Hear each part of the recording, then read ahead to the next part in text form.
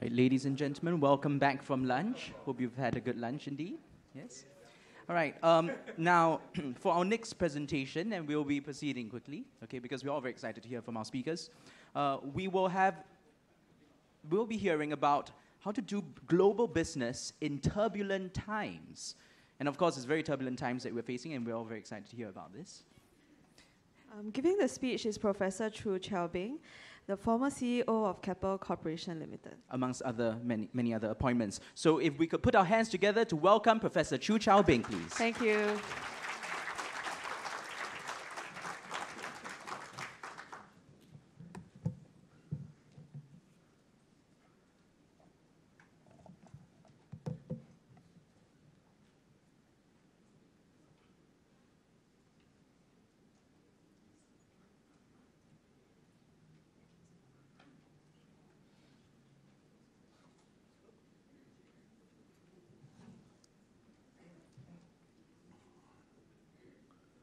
Good afternoon, Chairman of the whole organization, Chairman of the conference, and distinguished guests, ladies and gentlemen. Thank you for keeping awake after a heavy lunch.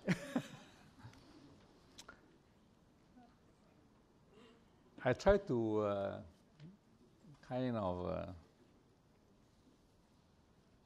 from my own experience, some ideas of what we have been this topic about.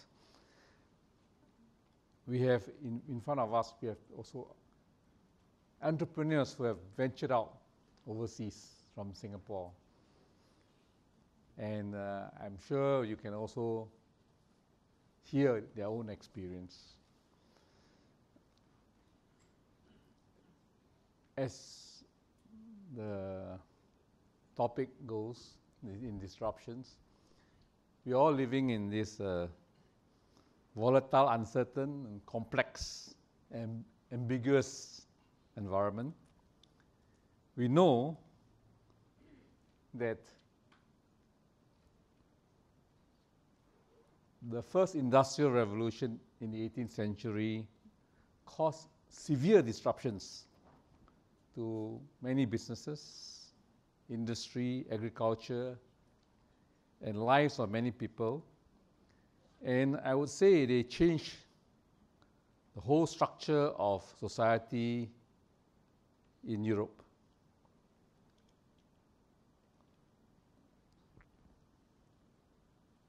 Mechanization and the advent of the steam engine spread from Europe to Americas, and from Americas to Asia. In fact, the whole Japanese society undergo a tremendous revolution during this period.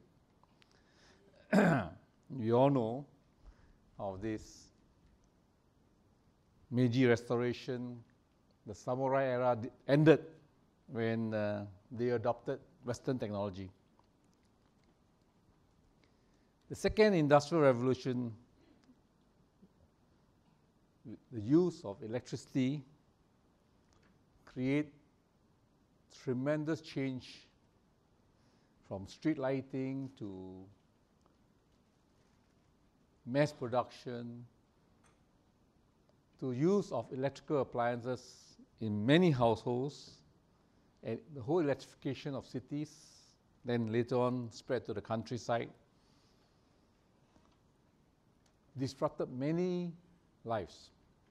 I would say that we all always associate disruption with something bad. Disruption also brings in good things.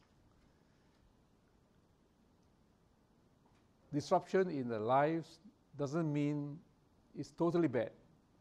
There are positive aspects of disruption that we must always look out for, and it gives rise to new opportunities, to new inventors, new businesses, new entrepreneurs, and really new learning. The third industrial revolution, we all recognize, uses electronics and information technology. The really affect production, affect manufacturing, affect many industries as well as many lives in common households. This has been going on for many decades, I think since the invention of the transistors. Then other areas of life, other spheres of technology has also undergone tremendous change. And now we are going through they call it the fourth industrial revolution, where the digitization of data, and you see a tremendous fusion of technologies, blurring the lines between physical, digital, and biological spheres. Never before in the history of mankind have we experienced that tremendous speed of technology change. And it is mind-boggling, and many people, many industries, many countries find it very difficult to cope with this rapid change. In fact, change continues to happen at a very exponential pace. It's going very fast in terms of doubling every period rather than going by linear. And it disrupts almost every industry in every country in the world. No single place can be called a safe harbor. But in business and in international business in particular, disruption are not only caused by rapid technology change. We all know that wars, conflicts, politics, changes in laws, regulations cause havoc to many lives, many families, many businesses. In fact, globalization with its positive effect, the entry of China into the world's trading system disrupt many businesses, especially in the West and the developed world. And as a result, many people were left behind, and the backlash, we all know, was in the UK was Brexit, and the US as the election of Donald Trump as the president. But this cannot be taken lightly, because if we do not address the people who are left behind, increasingly the wealth will congregate in a very, very tiny fraction of the world's population. And you know, maybe 90% of the world's wealth is held by 10% of the world's people. In fact, you can go another step, maybe 80% of the wealth is held by the top 100 families in the world.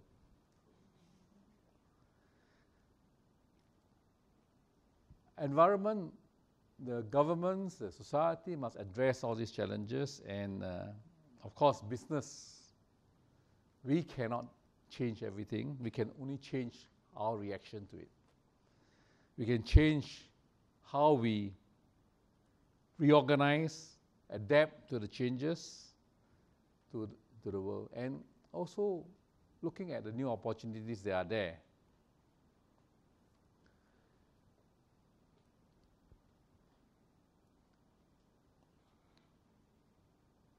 One fundamental fact that we all, as taught by Buddhism a long time ago, and really is that impermanence, change is always there. And in fact, we must all accept that really it's something we cannot change ourselves. The fact that change is always there. And you know, if you go back to the discovery of evolution by Darwin, say it's not the biggest, the strongest, the most powerful, the fastest that survive. The species that survive are the species that are most adaptable to change. And businesses are the same. The businesses that survive over many years are businesses that adapt to change, sometimes anticipate change and move along with it. Businesses which doesn't change will become obsolete. Let's say the advent of the automobile. If those people in the horse and carriage business don't adapt, they will die. Same thing in our latest century. E-commerce is very, very pervasive, and those retailers who refuse to accept change, they will become obsolete. Who refuse to make use of technology will become obsolete. And as business people, I think we all recognize that we all work in an environment that we do not create. We have to operate within the environment. And I would say that not all countries, not all cities are the same. Singapore is very unique because we are so open. Competition is really open. But in many countries, it's not like that. In many cities, it's not like that. And the ability to adapt to the local environment is crucial to being able to succeed there. But one other fundamental things about change is that good times, of course, never last forever, neither does bad times. I remember very clearly that in the 80s and early 90s, the marine industry in Singapore was undergoing tremendously bad time. In fact, we have to ration the docks for each yard in the industry association. And our leaders call us the sunset industry. But those companies, many companies went bankrupt or sold out. And the people who survive and who are resilient enough find new ways to survive. In fact, if I remember correctly, we were forced to accept all kinds of business, including we were building sewage barges for New York City. We were building steel structures as a subcontractor to a Japanese company for even our indoor stadium. But we survived and developed new business, developed our own technology and know-how, and the Singapore yards become a very skillful yards in conversions, especially of tankers into offshore production systems, of building offshore platforms and specialized vessels. And the industry recovers, and we recover with it. And in the 2000, in the whole period of 2000 to 2013, it was a very prosperous time. In fact, it was so prosperous that the young people who came into the industry, even the young bankers, thought that the good time would last forever. That's why banks create all kinds of bonds to fund businesses that really shouldn't be funded. You know? So you can see that's why they have a lot of bad debt, because they don't understand that good times don't last forever, and neither does bad times. Today we are in bad times in the maritime industry, And I am afraid there are some light in the horizon, but I would say that with the new discoveries and new technologies making new sources of oil and gas viable, the offshore oil and gas may experience a prolonged period of fairly low prices. Moreover, new competition, very powerful competition from China in particular, has arisen. And I'm not so sure that Singapore, with our high cost and our high wage policies, high property prices, will be friendly to an industry like ours. But I think that for people who are going to be doing international business, the first thing they must do is to be very clear in their minds. Because very clear in the mind is very critical to your success. What are you trying to achieve? How are you trying to succeed? And you must focus and you must have the discipline to stick to your focus. That was a bit contradictory to the fact that you must be adaptable. But it's different because your purpose, you must be disciplined. Situations are changing, you must be adaptable. I think the idea of clear thinking, things starts from the mind, is very Buddhist. Because the Buddhist teaching is that everything starts from the mind. Good thoughts will bring good words and good deeds, good actions. Bad thoughts will bring bad words and bad deeds. The psychologists are very clear.